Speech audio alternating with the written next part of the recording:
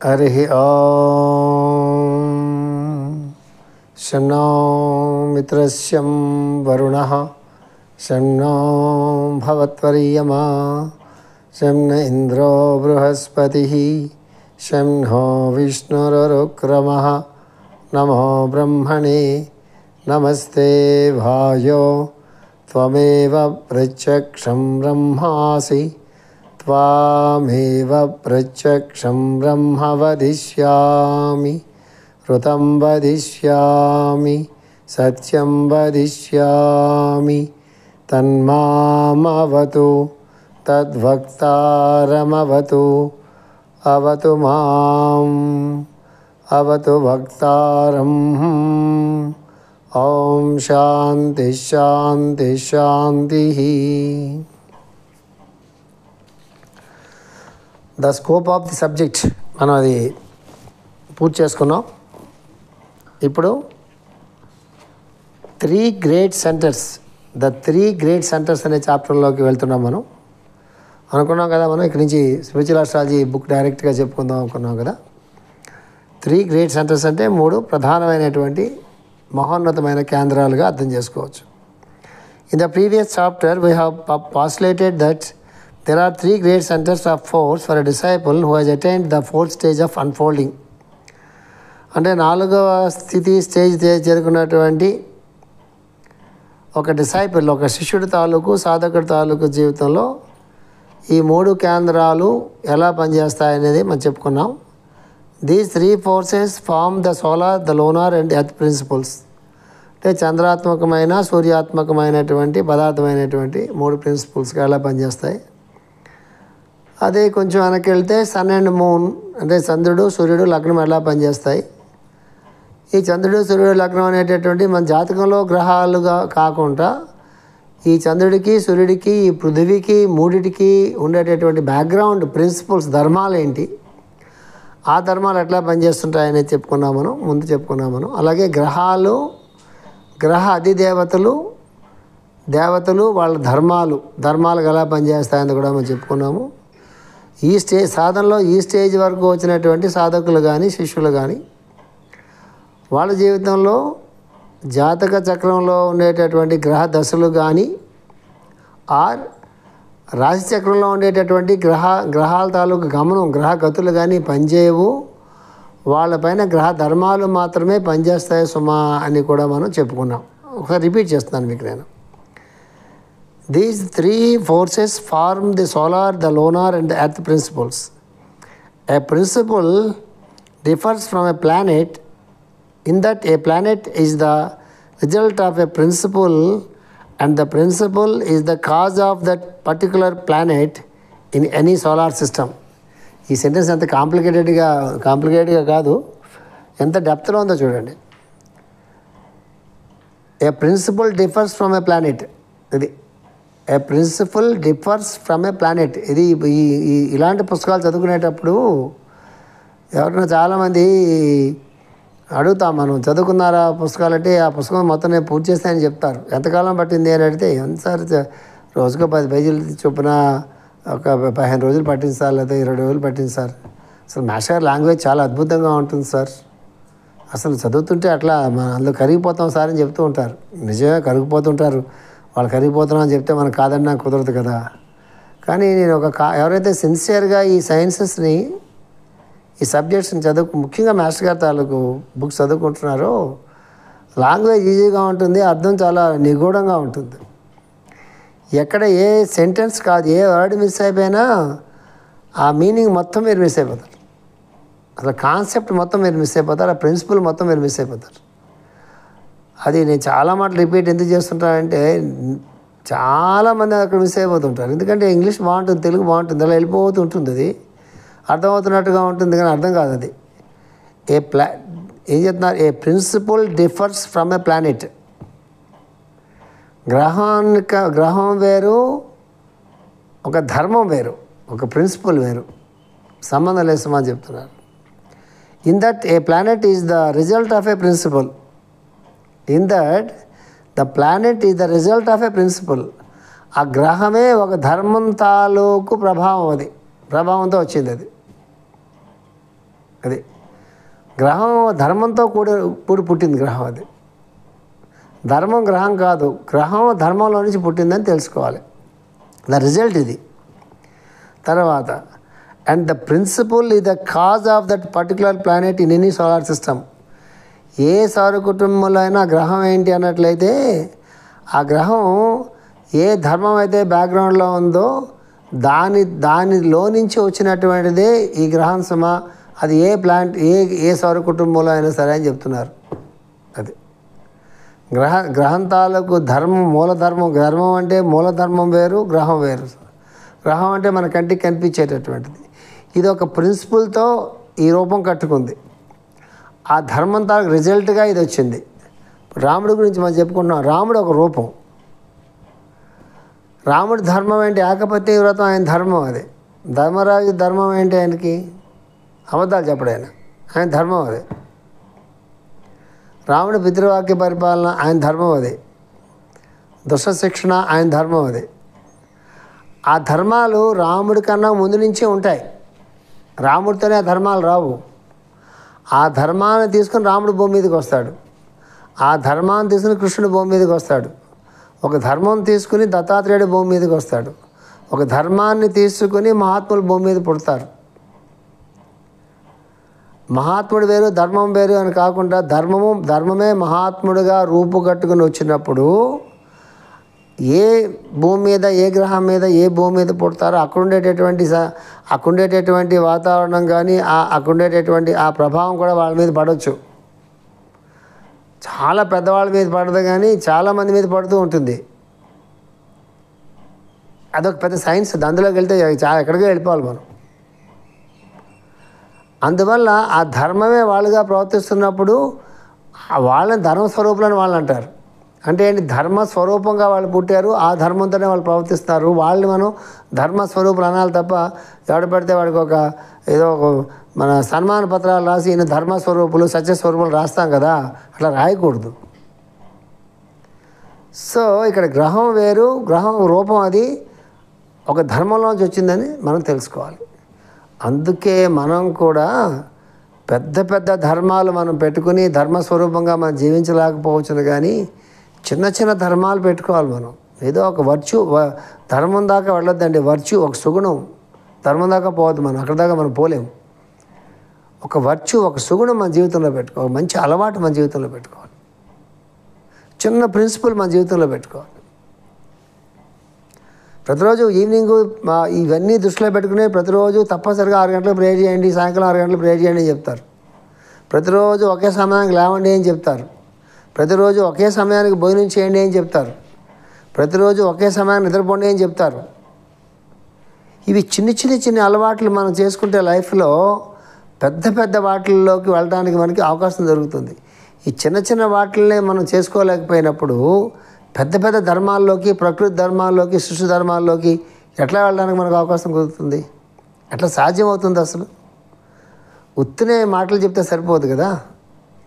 ఉత్తినే వాటి మీద పుస్తకాలు రాసి, ఉత్తినే వాటి మీద లెక్చర్స్ ఇచ్చి సరిపోదు. అది ఇక్కడ గుర్తు చేసుకోవాలి. So the planets we see now in the solar system are but symbols through which the concealed planetary principles are revealed at the working of that planet. The planets we see now in the solar system are but ఈ సౌర కుటుంబంలో మనం ఏ గ్రహాలను అయితే చూస్తున్నామో ఆ గ్రహాలన్నీ ఏంటంటే but symbols through which the concealed planetary principles are revealed. ఏ గ్రహ ధర్మాలు అయితే ఉన్నాయో అవన్నీ కూడా ఈ గ్రహాలని ఒక సింబల్గా చేసుకుని ఆ గ్రహాల ద్వారా అవి వ్యక్తీకరించబడుతున్నాయి. అవి వ్యక్త స్థితిలోకి వస్తున్నాయి. అది the planets we see now in the solar system are but symbols through which the concealed planetary principles ఏదైతే లోపల నిక్షిప్తంగా ఏవైతే గ్రహ ధర్మాలు ఏవైతే ఉన్నాయో అవి ఈ గ్రహాల ద్వారా వర్కింగ్స్గా, కార్యక్రమాలుగా, భావాలుగా, ప్రవర్తనంగా అవి పైకి అందించబడుతున్నాయి. అది చెప్తున్నారు మాస్టర్ గారు. ఈ ప్లానెట్స్ ద్వారా వెనక నుంచి నిక్షిప్తంగా ఉన్న ధర్మాలన్నీ ప్రకటితం అవుతున్నాయండి. అవి మన దాకా వచ్చే కార్యరూపం దాలుస్తున్నాయండి. ఈ గ్రహాల తాలూకు స్టేజ్ అది, అక్కడ వాటి తాలూకు పాత్ర అది, వాటి క్యారెక్టర్స్ అవి.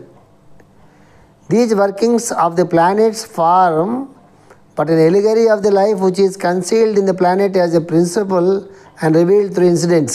ఇది these workings of the planets form but an allegory of the life which is concealed in the planet. అంటే ఆ గ్రహంలో ఏది నిక్షిప్తంగా ఒక జీవం ఏదైతే ఉందో, జీవితం ఏదైతే ఉందో, జీవం ఏదైతే ఉందో, as a principle and revealed through incidents. అవి ఏదైతే గ్రహాల్లో ధర్మాలుగా నిక్షిప్తంగా ఉండి ఒక జీవంలాగా ఉంటుందో అది ఏమవుతున్నాయంటే రివీల్డ్ త్రూ ఇన్సిడెంట్స్. అవి సంఘటనల ద్వారా అవి కనిపిస్తాయి, ప్రకటించబడతాయి సంఘటనల ద్వారా. చిన్న ఎగ్జాంపుల్ చెప్తే మీకు అర్థమవుతుంది. నాలో ఒక ధర్మం ఉందండి, దానం చేసే ధర్మం ఉంది నాలో ఉన్నట్టుగా మీకు ఎక్కడ తెలుస్తుంది? అది నేను ఎవరికైనా ఏదైనా దానం చేస్తే నాలో దానం చేసే ధర్మం ఉంది కాబట్టి నేను చేసే దానం ద్వారా అది ప్రపంచానికి ప్రకటితం అవుతుంది, ప్రస్ఫుటంగా ప్రకటితం అవుతుంది. నాలో దాన బుద్ధే లేదనుకోండి, నేను దానం చేయలేను. ఇతరుల పట్ల నాకు అమితమైన ప్రేమ ఉందనుకోండి, ఒక కన్సర్న్ ఉందనుకోండి, మీకు ఉందనుకోండి, ఇతరుల పట్ల ఎవరి పట్లన్నా మీలో ఒక రకమైన మంచి ప్రేమ, దయ, జాలి ఉన్నాయనుకోండి, ఎవరైనా బాధల్లో మీ దగ్గరికి వచ్చినప్పుడు మీరు ఏం చేస్తారు? ఇమీడియట్గా వాళ్ళు ఏ అవసరంలో ఉన్నారో ఆ అవసరానికి సరిపడా వాళ్ళకి సహాయం చేస్తారు. సహాయం మీ చేసింది, అదే మీ మాట సహాయం చేసింది.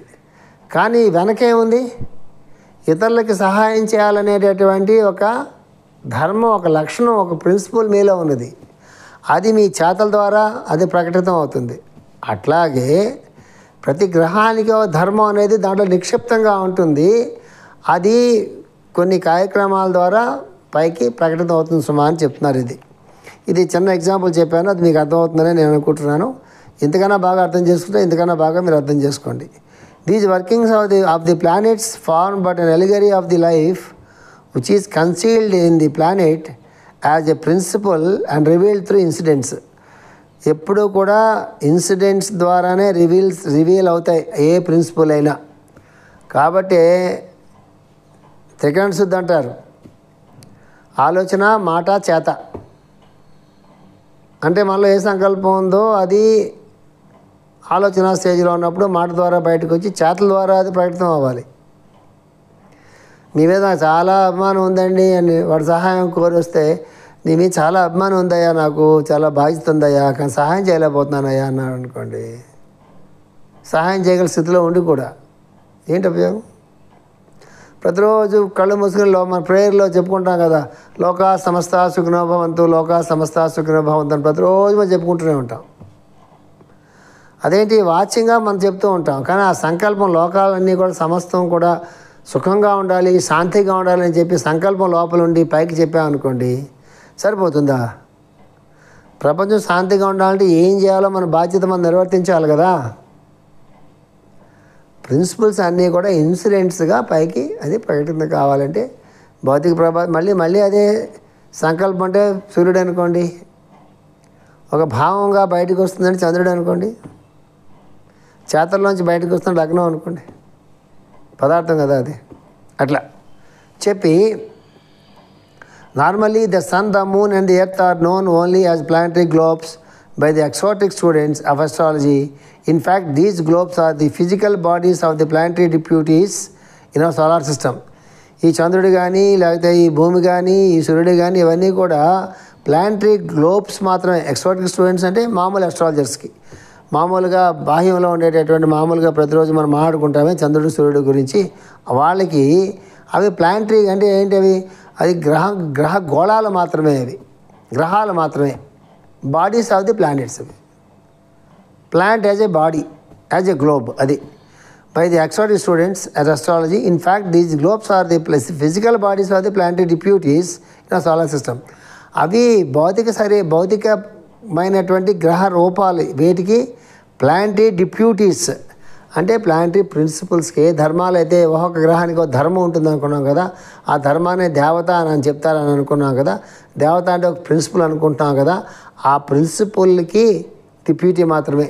మన దాకా వస్తే మనలో ఉండే మన కంటికి కనిపించినవి సూక్ష్మాతి సూక్ష్మమైన ఆత్మ ఎలాగైతే శరీరాన్ని ధరించి ఉన్నదో, కంటికి కనిపించే శరీరం, కంటికి కనిపించింది ఆత్మ, అదే శరీరాన్ని ధరించి ఉన్నదని చెప్పుకుంటున్నాము.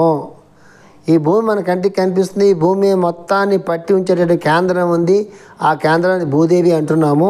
ఆ కేంద్రం ఉన్నందువల్లే భూమి మీద ఉండే అరణ్యాలు కానీ, చెట్లు కానీ, పుట్టలు కానీ, నదులు కానీ, సముద్రాలు కానీ, పర్వతాలు కానీ ఇవన్నీ చల్లాచెదురు కాకుండా పట్టి ఉండేటటువంటి దాన్ని ఆ కేంద్రాన్ని భూదేవి అన్నారు. That is the principle. ఇది అర్థం చేసుకుంటే అది కూడా మనకి అర్థమవుతుంది. చాలా మాటలు మనం రిపీట్ చేసుకుందాం. In fact, these globes are the physical bodies of the planetary deputies in our solar system. These deputies are the conscious entities which live in those planetary globes as great living beings. ఈ ధర్మాలు ఏవైతే ఉన్నాయో అవే అక్కడ beings. అంటే భూమి మీద ఎలాగైతే మనం హ్యూమన్ బీయింగ్స్ ఎలాగైతే ఉంటున్నామో, ఎందుకు హ్యూమన్ బీయింగ్స్ భూమి మీద ఉంటున్నాం అంటే భూమి మీద ఉండేటటువంటి పంచభూతాలు, భూమి చుట్టూ ఉండేటువంటి గ్యాసెస్ కొన్ని, భూమికి ఉన్నటువంటి పృథ్వీ తత్వం ఏదైతే ఉందో అది, సోలార్ సిస్టంలో మన సౌర కుటుంబంలో భూమి ఆ పాత్ర నిర్వర్తిస్తుంది. ఫస్ట్ ఏ పాత్ర ఏ గోళం నిర్వర్తిస్తుందో ఆ గోళానికి, ఆ గ్రహానికి భూమి అని పేరు పెడతారండి. ప్రస్తుతం ఏ గోళం మీద మనం ఉన్నామో, భూమి మీద ఉన్నామో, దీని భూమి అని ఎందుకు పేరు వచ్చిందంటే ఈ మానవులు, ఈ జీవులు అందరూ కూడా ఘన పదార్థంతో భౌతిక శరీరాలతో ఉన్న జీవులందరూ ఉన్నారు కాబట్టి ఈ గ్రహానికి దీనికి భూమి అని పేరు పెట్టారు. అందుకే దీని మీద భూమి మీద ఉన్న జీవులకి ఆకారాలన్నీ ఉంటాయి. మిగతా గ్రహాల్లో ఉన్నటువంటి జీవులకి ఈ భూమి మీద ఉన్న జీవుల ఆకారాలు ఉండవు. ఏముంటాయంటే చెప్తున్నారు ఇక్కడ మాస్టర్ గారు, these deputies are the conscious entities. అంటే ఎంటిటీస్ అంటే కాన్షియస్ ఎంటిటీస్. అవి కాన్షియస్ ఏంటంటే మనం కూడా కాన్షియస్ ఎంటిటీస్ మనం, కానీ అవి కూడా కాన్షియస్నెస్లో ఉంటాయి కానీ రూపాలు మనలాగా ఉండవు. అక్కడ conscious entities which live in those planetary globes, అక్కడ జీవిస్తూ ఉంటాయి అవి యాజ్ గ్రేట్ లివింగ్ బీయింగ్స్. అవి కూడా లివింగ్ బీయింగ్స్గా ఉంటాయి. శరీర ఆకారాలు మాత్రం మానవ శరీర ఆకారాలుగా మాత్రం ఉండవు. అవి కూడా కాన్షియస్ ఎంటిటీస్ అని చెప్తున్నారు. అంటే వాటికి కూడా చైతన్యం ఉంటుంది, వాటిలో కూడా ప్రజ్ఞ ఉంటుంది అది చెప్తున్నారు. అది కాన్షియస్ ఎంటిటీస్ అంటే అర్థం. They also live on these globes as the units of life that inhabit the planet. They also live on these globes as the units of life that inhabit the planet. అంటే ఆ planets మీద అవి units of life అంటే అక్కడ కూడా ప్రాణం ఉంటుంది. అవి కూడా ప్రాణధారులుగానే ఉంటాయి. ప్రాణంతో కూడినటువంటి బీయింగ్స్ కానీ అక్కడ ఉంటాయి. అవి కూడా ఆ గ్రహాల మీద ఇన్హాబిట్ అంటే ఆ గ్రహ జీవులు అవన్నీ కూడా. మళ్ళీ రిపీట్ చేస్తాను, ఆ గ్రహ జీవులు భూమి జీవుల్లాగా ఉండకపోవచ్చు సుమా అని మనం ఎప్పటికప్పుడు గుర్తు చేసుకుంటూ ఉండాలి. These units are called lives which are in fact the many atoms of the matter concerned but one life in the group level are soul level. These units are called lives which are in fact, ఇవన్నీ units అన్నీ కూడా ఎలా ఉంటాయన్నట్లయితే అవి కూడా జీవులే, అవి కూడా జీవాలే. In fact the many atoms of the matter concerned, ఇందులో ఉన్న యాటమ్స్ అయినండి, అందులో ఉన్న యాటమ్స్ అయినండి, ఎక్కడున్న యాటమ్స్ అయినండి, ఏవైనా కూడా జీవులైనండి, అన్నిటిలో కూడా జీవం ఉంటుందండి. కానీ మనం ముందు లెసన్స్లో చెప్పుకున్నట్టుగా భూమి మీద ఉండే యాటమ్స్కి కొన్ని ధర్మాలు ఉంటాయండి, కొన్ని స్వభావాలు ఉంటాయండి. ధర్మాలు అనుకోండి, స్వభావాలు పక్కన పెట్టండి. సోలార్ సిస్టంలో సూర్యుడిలో ఉండే ఆటమ్స్కి కొన్ని రకాల ధర్మాలు ప్రవర్తనలు ఉంటాయండి.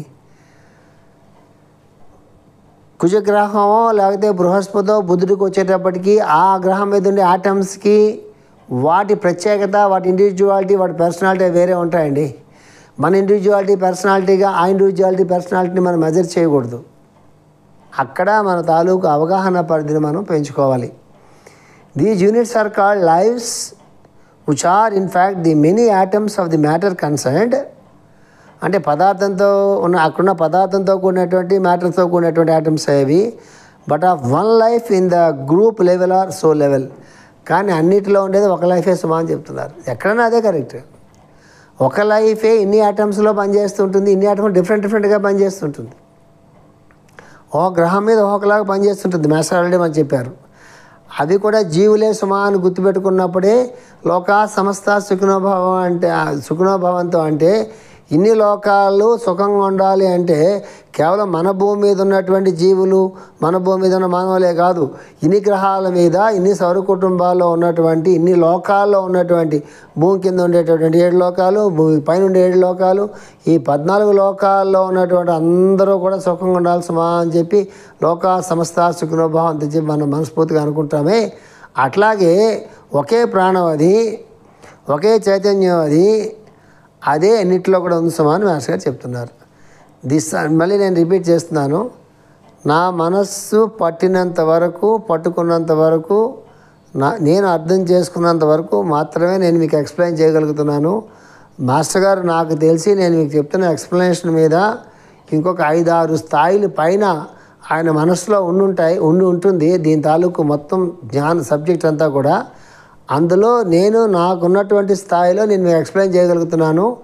అందుకే ప్రతిరోజు దీన్ని అర్థం చేసుకోవడం కోసం ప్రయత్నం చేసేటప్పుడు మనకున్న మిడిమిడి జ్ఞానంతో కాకుండా ధ్యానంతోనో, లేకపోతే చాలా పెద్దవాళ్ళు ఎవరైనా మాట్లాడుతుంటే వాళ్ళ మాటల్లో నుంచో, లేకపోతే మనం చాలా పెద్ద పెద్ద పుస్తకాలు, గొప్ప గ్రంథాలు చదువుకుంటున్నప్పుడు ఎక్కడైనా వాళ్ళు వీటి గురించి ఎక్స్ప్లెనేషన్ ఇస్తే ఆ బ్యాక్గ్రౌండ్లోనో అర్థం చేసుకోవడం కోసం మనం ప్రయత్నం చేయాలి తప్ప మనకున్నటువంటి చిన్న జ్ఞానంతో దీన్ని అర్థం చేసుకోవడం కోసం ప్రయత్నం చేయడం అనేటటువంటిది తప్పులేదు. మనకున్న నాలెడ్జ్తో నేను అంతే కదా, నాకున్న బ్యాక్గ్రౌండ్లోంచో నాకు బ్యాక్గ్రౌండ్లో నాలెడ్జ్లోంచో మీకు ఎక్స్ప్లెయిన్ చేస్తున్నాను. మీరు అట్లా అర్థం చేసుకుంటారు, అందులో ప్రాబ్లం లేదు. మనకు అర్థమైపోయింది, చాలా బాగా అర్థమైపోయింది అనుకోవడంలోనే మొత్తం ప్రాబ్లం అంతా ఉంటుంది. అర్థం కాకుండా మనకు అర్థమైన దానికి దీన్ని ముడిపెట్టుకుని ఇదే కరెక్ట్ అనుకోవడంలో కూడా చాలా ప్రాబ్లం ఉంటుంది. అక్కడ మాత్రం జాగ్రత్త పడడం సమానం మాత్రం నేను పదే రిపీట్ చేస్తున్నాను. The sun, the moon and the earth live in every one of us as principles just as they live in any one of the atoms of this earth globe. చంద్రుడు కానీ, సూర్యుడు కానీ, భూమి కానీ, అది మనలో in every one of us as principles just as they live in any one of the atoms of this earth globe. ఈ 3 కూడా మనలో ప్రిన్సిపల్స్గా పనిచేస్తున్నాయి. మనలోనే కాదు, ఈ భూమి మీద ఉండేటటువంటి ప్రతి అణువులో కూడా ఈ 3 ప్రిన్సిపల్సే పనిచేస్తున్నాయి సుమా అని తెలుసుకుంటేనే న్యాస విద్యలోకి మనకు ప్రవేశం వస్తుంది. మనల్ని మనం సెపరేట్ ఎంటిటీస్గా, సెపరేట్ ఇండివిజువల్స్గా, సెపరేట్ ఎంటిటీస్గా మనల్ని మనం గుర్తించుకుని, మనల్ని మనం ఐడెంటిఫై చేసుకుని, మనల్ని మనం సెపరేట్ చేసుకుంటే మాత్రం ఆ న్యాసం అనేది కుదరదు, అవగాహన రాదు. అందుకే పెద్దలు ఏం చేస్తారంటే గ్రూప్ వర్క్ అని పెడతారు, గ్రూప్ వర్క్ సత్సంగం అని పెడతారు. ఈ గ్రూప్ వర్క్లో ఏం జరుగుతుందంటే ఇండివిజువల్స్ అందరూ కూడా వాళ్ళ ఇండివిజువాలిటీస్ని పక్కన పెట్టి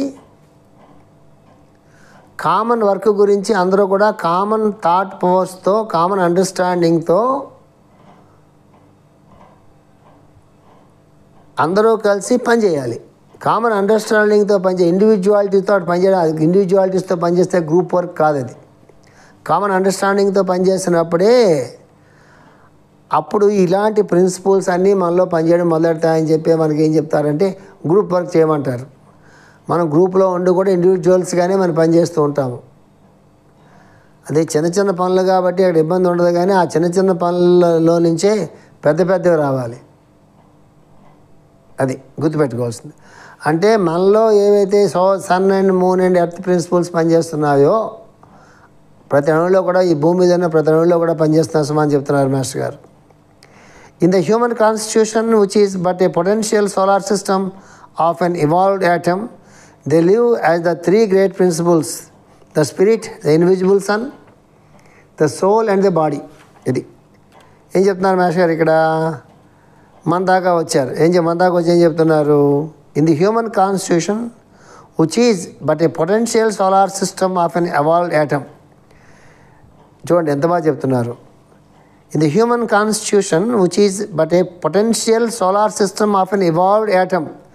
అంటే యాటంలో కూడా ప్రిలిమినరీ స్టేజెస్ ఉంటాయి. ఖనిజాల్లో కూడా యాటమ్స్ ఉంటాయి, మినరల్ కింగ్డమ్లో కూడా యాటమ్స్ ఉంటాయి, ప్లాంట్ కింగ్డమ్లో కూడా యాటమ్స్ ఉంటాయి, యానిమల్ కింగ్డమ్లో కూడా యాటమ్స్ ఉంటాయి, హ్యూమన్ కింగ్డమ్లో కూడా యాటమ్స్ ఉంటాయి.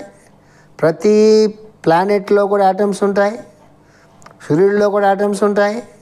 సూర్యుడి కన్నా పైన ఉన్నటువంటి 7 స్టార్స్ వాటిలో కూడా యాటమ్స్ ఉంటాయి. ప్రతి చోట యాటమ్స్ ఉంటాయి. ఎలాగైతే మనకు పరిణామ క్రమం ఉంటుందో యాటమ్ కూడా పరిణామ క్రమం ఉంటుంది. హ్యూమన్ కాన్స్టిట్యూషన్ ఏంటన్నట్లయితే the human constitution which is but a potential solar system of an evolved atom. చాలా ఇవాల్వ్ అయినటువంటి యాటమ్ అది. ది పొటెన్షియల్ సోలార్ సిస్టమ్ ఏంటది?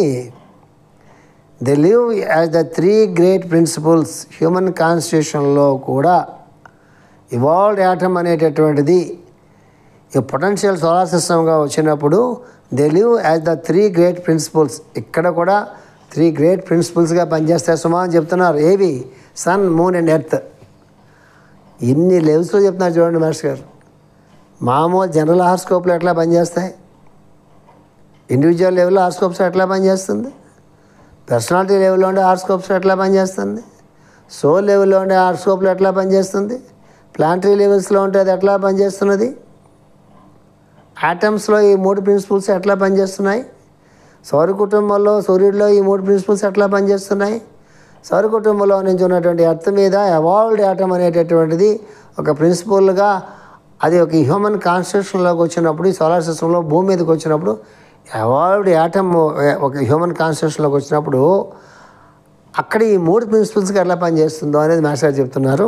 అది మనం వచ్చే లెసన్లో చెప్పుకుందాము.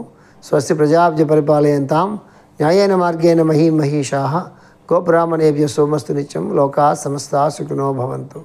ఓం శాంతి శాంతి శాంతి.